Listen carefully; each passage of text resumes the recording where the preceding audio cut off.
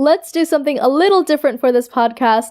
Hello everyone, my name is Nandini3D and I am not in my best mental state, but I still want to keep creating things to keep me sane. So for the review of episode 5 and 6 of Bride of Habaek, I'm just going to recap what we found out in these 2 episodes and then also share my thoughts. So at the end of the 5th episode, all my assumptions were declared wrong.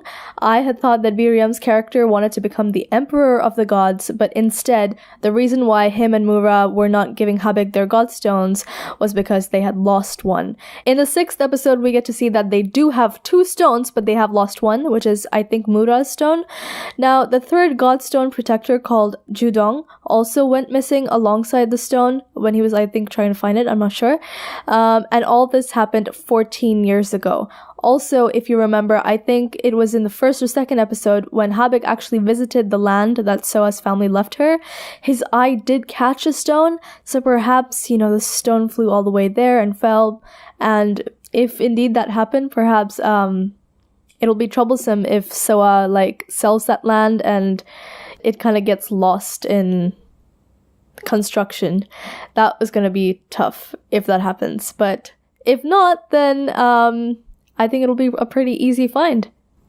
Also, 14 years before the storyline, Soa's father disappeared, so perhaps he's also linked to these events somehow.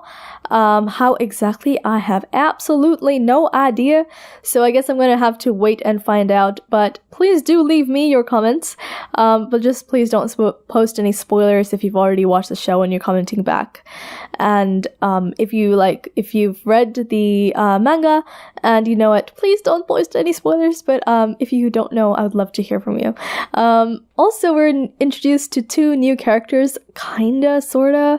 The reason why Habaek hates people who are shims is revealed.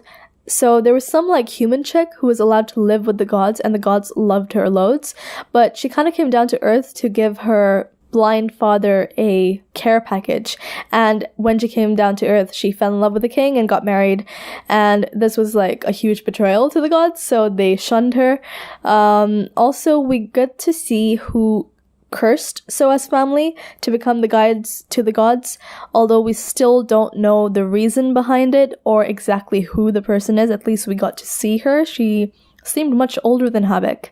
Now, all I can predict at the moment is that this Shim girl was probably Habaek's original love interest, and that also links to the part in the 4th episode, I think, when Soa asks Habaek who the mother of his children are, and he vaguely answers that he hasn't been married yet, so perhaps he did have kids with someone, and perhaps that someone was the Shim woman. Okay, now let me go to my questions for the next few episodes. I want to know who this super queen is who cursed Soa's family, and what's up with that? What did they do to deserve this curse? Also, Bi Ryum and Mura have been talking a lot, and even they seem to be after the lesser god who kissed Habaek in one of the previous episodes. They're all kind of after him, and I'm not really getting why. I don't really know why. So it'd be interesting to find out what is up with this lesser god, and has he stolen something? Does he know something? Why is he so sought after by these much higher gods? So I'm actually really eager to watch the next 2 episodes, so I'm gonna go and do that right now. I would love it if you could subscribe to this channel and help me reach my goal of getting 1,000 subscribers by October 2017. I wish you all have a lovely, wonderful day, and I hope I do the same. My name is Nandini3D. I'm signing out. Peace. Bye!